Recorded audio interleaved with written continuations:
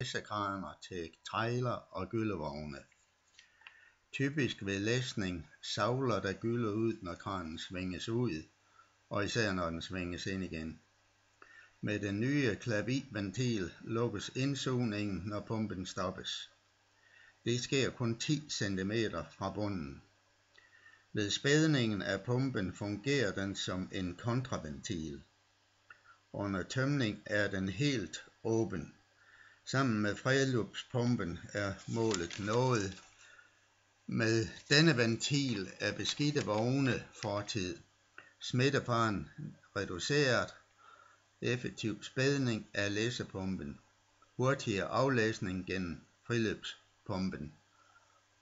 Harsø Klap I ventil.